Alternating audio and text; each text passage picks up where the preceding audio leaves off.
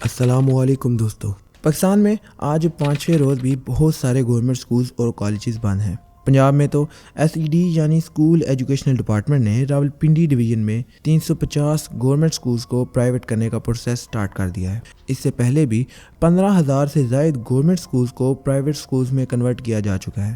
یہاں پر بتاتا چلوں کہ ایک گورنمنٹ سکول کو پرائیویٹ سکول کرنے کا مطلب یہ ہے کہ اس کے سارے ایسٹس، جس میں اس کی building, play ground, library, laboratories اور سب سے امپورٹنٹ اس کی پالیسیز، سب کچھ اس پرائیویٹ آرگنائزیشن کے کنٹرول میں چلا جاتا ہے۔ سب سے خطرے والی بات یہ ہے کہ ایک بار یہ سکولز کسی بھی پرائیویٹ آرگنائزیشن کے کنٹرول میں چلے گئے تو اس کے بعد پاکستانی گورنمنٹ ان پر سے اپنا ہر قسم کا اختیار کھو دے گی۔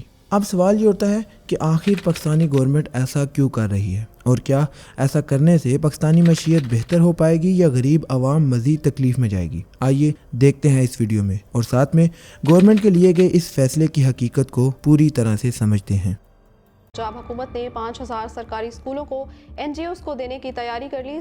سرکاری اسکولوں کے اساتذہ کا احتجاج چوتھے روز بھی جاری ہے۔ سرکاری اسکولوں کو پرائیویٹائز کرنے، پینشن اور تنخواہوں میں کٹوتی کا فیصلہ، کھاریاں کے اساتذہ بھی سڑکوں پر نکل آئے۔ فیصل آباد کے طلباء سڑکوں پر نکل آئے۔ آرٹیکل 25A کے تحت بچوں کو بنیادی تعلیم دینا حکومت کی ذمہ داری ہے۔ پنجاب میں 90 لاکھ بچے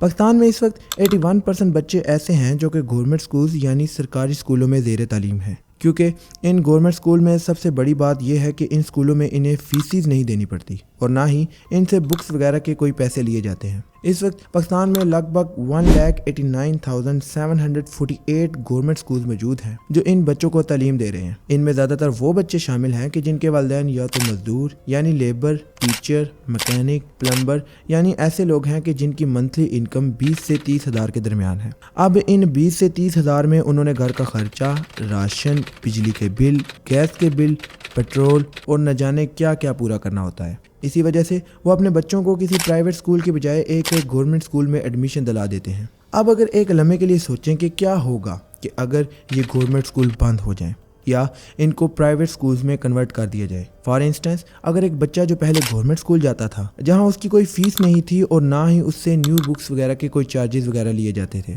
وہی بچہ اب ایک پرائیویٹ سکول میں جائے گا جہاں اس کی فیس کم سے کم 5,000 روپے منتھلی ہوگی، اور ساتھ میں بکس، یونیفارم، ان کے خرچے علیحدہ، اور اس سے آئے روز والدین کی پریشانیوں میں اضافہ ہوتا چلا جائے گا۔ اور اینڈ پہ ہوگا کیا کہ یہ جو 81% بچے گورنمنٹ سکول میں زیر تعلیم ہے یہ تعلیم سے محروم ہو جائیں گے، اور پھر یہی بچے چور، ڈاکو، شرابی یا ایسی کسی بھی گندی عادت میں مبتلا ہو جائیں گے۔ آپ بھی سوچ رہے ہوں گے کہ یہ جو میں نے اتنی بڑی سٹوری سنائی ہے آخر اس کا مقصد کیا ہے؟ تو ہوا کچھ یوں ہے کہ گورنمنٹ نے یہ آرڈر جاری کیا ہے کہ سب گورنمنٹ سکولز کو پرائیویٹ کر دیا جائے۔ سورسز کے مطابق ایسا کہا گیا ہے کہ راولپنڈی ڈویژن کے ڈسٹرکٹس جن میں اٹک، چکوال، راولپنڈی اور جہلم شامل ہیں، ان سب ڈسٹرکٹ پر یہ آرڈر لاگو کیا گیا ہے۔ مجموعی طور پر پورے پنجاب میں سے 1,000 سے زائد ہائی سکولز کو پرائیویٹ سیکٹر میں ٹرانسفر کا آرڈر جاری کیا گیا ہے۔ ابھی تک جو لسٹ سامنے آئی ہے اس کے مطابق 15,000 سے زائد سکولز کو ڈفرینٹ آرگنائزیشنز جن میں Punjab educational foundation, Punjab initiative management authority,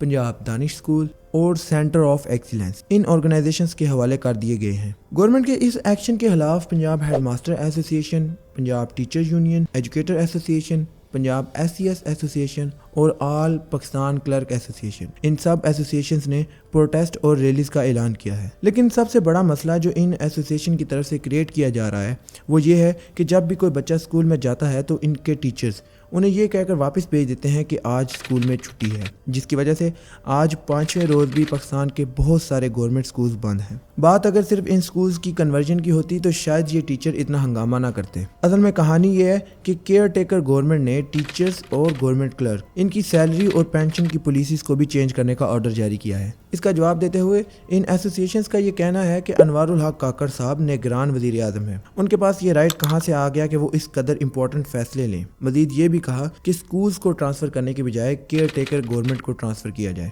یہاں پر ایک بات کلیئر کرتا جاؤں کہ انوار الحق کاکڑ جیسے بھی ہیں، جو بھی ہیں، چاہے کیئر ٹیکر پرائم منسٹر ہی صحیح، لیکن ہے تو پرائم منسٹر ہی نا، اور ان کے پاس وہ سب اختیارات موجود ہیں جو کہ ایک پرائم منسٹر کے پاس ہوتے ہیں۔ خیر، اب ہمارے پاس یہاں 3 طرح کی کیوریز سامنے آتی ہیں۔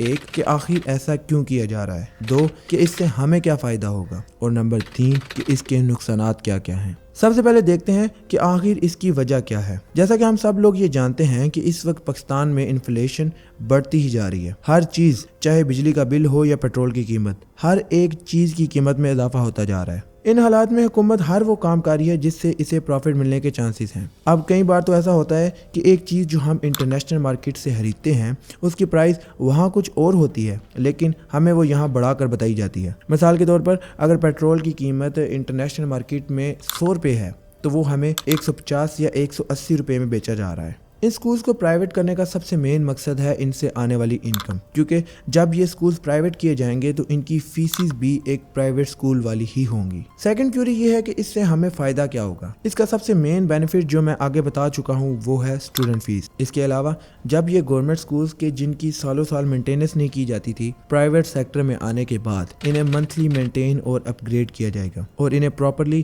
ایک سکول کے طور پر ٹریٹ کیا جائے گا۔ تھرڈ اور لاسٹ کیوری کہ اس سے نقصان کیا ہوگا۔ اس وقت جو سب سے بڑا ڈس ایڈوانٹیج نظر آ رہا ہے وہ یہی ہے کہ ایسے بچے کہ جن کے پیرنٹس یا تو مزدور، کلرک یا ایسی کوئی بھی جاب کر رہے ہیں، وہ ان سکولز کی فیس کیسے ادا کریں گے؟ اور اگر فیس ادا نہیں کریں گے تو یہ بچے تعلیم سے محروم رہ جائیں گے، اور ہوگا کیا؟ پاکستان الٹریشن کی طرف چل پڑے گا۔ آج کی ویڈیو کے لیے بس اتنا ہی۔ اگلی ویڈیو تک کے لیے اللہ حافظ۔